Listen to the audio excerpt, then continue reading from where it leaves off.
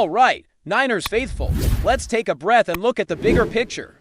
If we stay optimistic and realistic at the same time, the San Francisco 49ers are absolutely going to be a top 5 Super Bowl contender next season, but there is a huge caveat: they have to stay healthy. That has been the biggest problem for a decade now. It is not a mystery, it is not a coincidence, and it is not something that just happens, it's a pattern. And if they want to truly compete at the highest level, the health situation has to change. If the 49ers can manage to keep their key players on the field, this team is built to win it all. The talent is there, the coaching is there, and the mentality is there. The only missing piece has been the ability to avoid injuries. Now, let's talk about what needs to change. The strength and conditioning staff has to be reevaluated. I know that's not a popular thing to say, but it's the truth. What is being done in the weight room, in recovery, in injury prevention, and in overall player management is simply not enough. You can't keep losing your best players week after week and expect to keep competing for a championship. It's not sustainable. And it's not just about the players themselves. It's about the entire structure around them, the training program, the recovery protocols. The practice intensity, and even the environment where they train could be factors.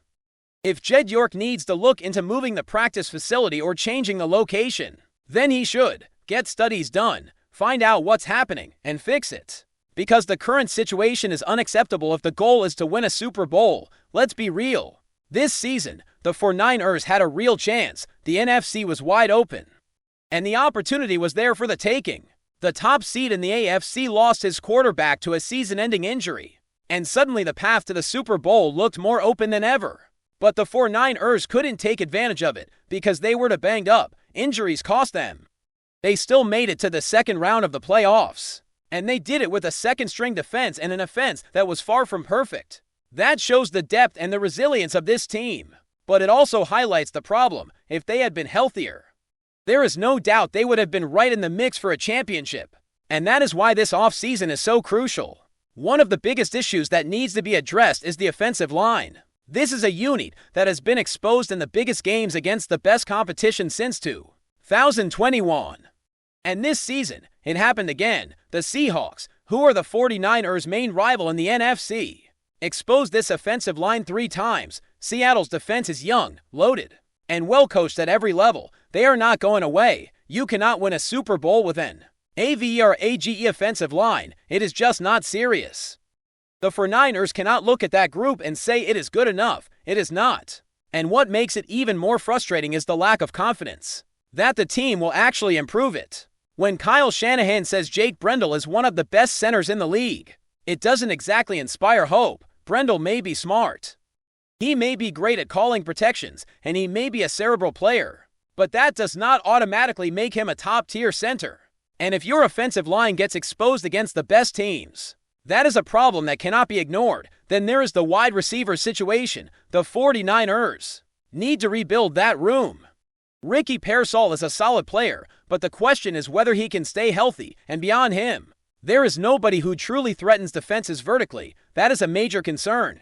In the game against Seattle, the wide receivers combined for just 3 catches and 24 yards on 10 targets. That is not a room that inspires fear. Seattle does not fear that receiving corps. Jawin Jennings is set to become a free agent, and Kendrick Bourne will be as well. That means the 49ers will need to find reliable playmakers. The only receivers under contract are Pearsall, Demarcus Robinson, Jordan Watkins, and Jacob Cowing, and while Robinson has an option for 2026, that does not solve the bigger issue. The team needs a vertical threat, a game-changing weapon, someone who can stretch the field and make defenses respect the deep ball. So the question becomes, do the 49ers look at a player like Kyle Pitts? He is a unique talent, a mismatch nightmare, and a player who could change the dynamics of the offense, but he is not a perfect fit. He cannot block, which makes him more like a glorified wide receiver than a traditional tight end. If the 49ers were to sign him, it could mean letting Jawin Jennings walk, but Pitts is more athletic. And it would be fascinating to see what Kyle Shanahan and Brock Purdy could do with a weapon like that. The bigger question is what happens with Christian McCaffrey next season. We still do not know what he will look like. This season was incredible for him. But was it maximized? Was it wasted? Did the injuries and the lack of roster moves at the deadline hold him back? At some point, The wear and tear catches up to everyone. McCaffrey is a generational talent, but he is not invincible. The 49ers will need to manage his workload, protect him, and ensure he is at his best when it matters most. And then there is Brock Purdy. I have no doubts about him. I thought he made some incredible plays this season, and he showed why he is the leader of this team, but it was not fair to him, because the offensive line did not give him a chance to be successful all night long. He was under pressure, and the offense never had the clean execution it needed. That is not on him. The defense also has some questions. If Robert Saleh leaves, will Gus Bradley be the internal replacement? That is a major decision. I would also consider candidates like Raheem Morris or Jim Schwartz. If the 49ers need to look outside the organization, the good news is that with Nick Bosa, Mike Williams, and Fred Warner returning, the defense instantly becomes better. The rookie class also showed promise. Alfred Collins, C.J. West, and Upton Stout all flash potential. Bryce Huff is a solid player, but he is a second option. He is not the primary playmaker. And when it comes to the linebacker room, there are questions alongside Fred Warner. Do the 49ers have a true second linebacker who can match his level? Can Nick Martin be that guy? He suffered a concussion in Week 13 and disappeared from the field after that. What is going on with him? Why wasn't he playing? These are the kinds of questions that need answers if the 49ers want to build a championship roster. Now, let's keep going and really break down what needs to happen for the 49ers to take that next step. Because the reality is, they can't just rely on talent and hope.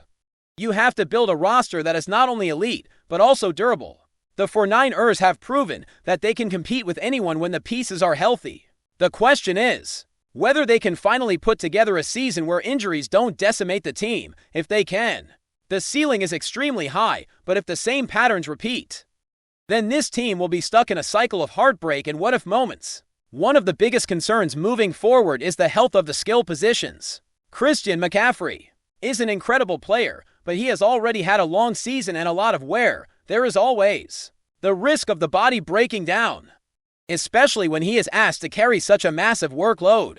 The team needs to find ways to keep him fresh, whether that means rotating carries more effectively or using the passing game to take pressure off him. It is also important to consider the future of players like Brandon Ayuk.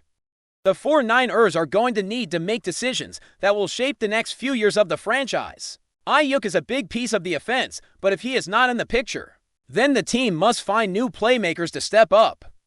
This is not just about replacing talent. It is about finding the right chemistry and the right players who can execute Kyle Shanahan's system at a high level. The offense needs a makeover, and that starts with the offensive line and the receiving cores. The 49ers cannot continue to operate with a unit that gets exposed in the biggest moments. When you are trying to win a Super Bowl, you need to be able to dominate the trenches. You need to be able to protect the quarterback and create running lanes. You need to be able to win the physical battles, and when you are facing elite defenses like the Seahawks, you cannot afford to have your offensive line collapse. It is not just about one player, it is about the entire group and how they work together. The 49ers need to add more talent, more depth, and more consistency. They need to build a line that can hold up against the best in the league on the defensive side of the ball. The unit still has a lot of strengths. When healthy, this defense is one of the best in the NFL.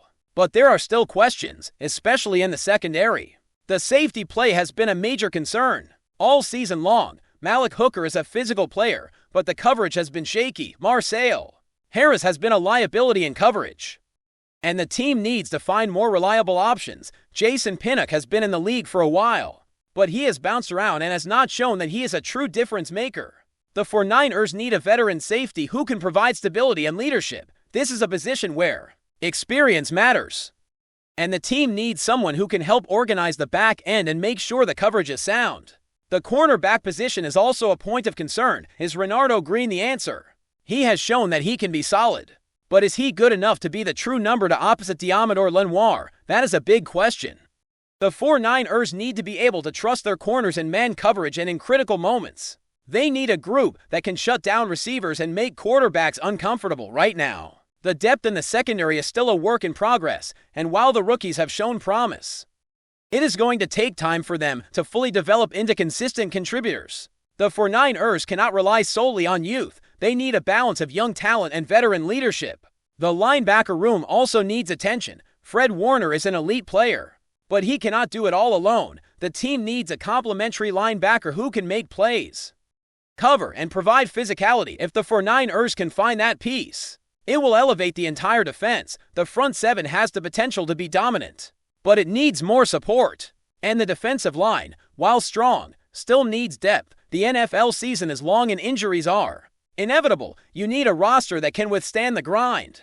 If the 49ers can add depth and quality at the right spots, they will be in a much better position to compete. Looking at the bigger picture, the 49ers will enter next season with a third-place schedule, which is a favorable situation. That means the opponents on the schedule are, on paper, not as difficult as they could be.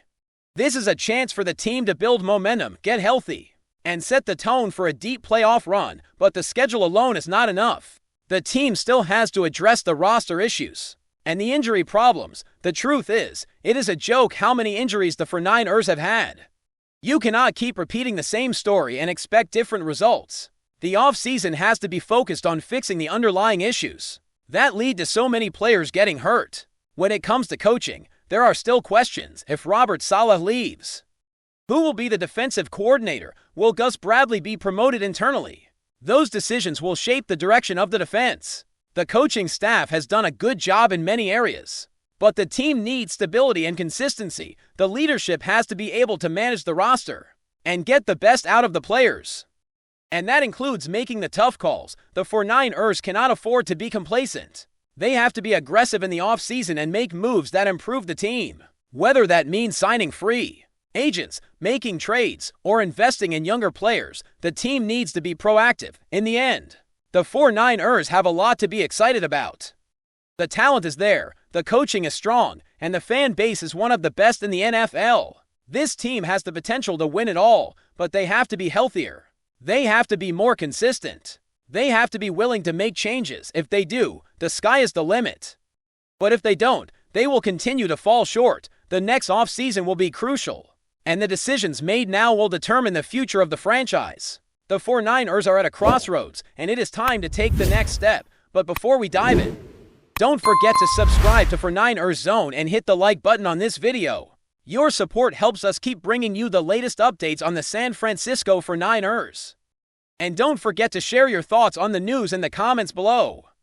Whispers circulating around the league suggest that tensions inside the 49ers locker room may have reached a boiling point, with head coach Kyle Shanahan at the center of an increasingly volatile situation, according to sources close to the team. A closed-door moment following a disappointing stretch allegedly featured an unfiltered outburst from the coach, one that stunned even veteran staff members. The quote making the rounds as harsh and unmistakable, with Shanahan reportedly saying the team was carrying to locker room cancers and vowing to eliminate both. Whether those words were spoken exactly as relayed or amplified through repetition, the message has fueled intense speculation around the league. Executives and rival coaches are reading the situation as a sign of deeper unrest, rather than a simple emotional reaction. Shanahan has long been portrayed as methodical and controlled, a leader who prefers precision over theatrics. That is why this rumor has gained traction. It clashes with the public image he has carefully cultivated. Some insiders believe the comment, if real, reflects frustration with internal resistance to his system, possibly involving players whose influence outweighs their recent performance. The identity of the alleged targets remains a mystery, and that uncertainty has only intensified the intrigue. Agents are reportedly making quiet calls. Front offices are monitoring the situation, and the locker room itself is said to be split between those demanding accountability and those uneasy with such blunt language. In the NFL, perception often matters as much as reality, and the perception now is that San Francisco could be on the verge of a significant shakeup. For now, the organization remains silent, neither confirming nor denying the story. Still, rumors like this rarely surface without leaving a mark. If Shanahan truly feels drastic measures are necessary, the coming weeks could redefine the team's internal hierarchy. If not, this may go down as another exaggerated tale born from frustration and amplified by the league's relentless rumor mill. That's it for this update. If you enjoyed the video and want to keep receiving exclusive news about the San Francisco 49ers, make sure to subscribe to 49ers Zone and give this video a like. We always look forward to hearing your comments and opinions. See you in the next video.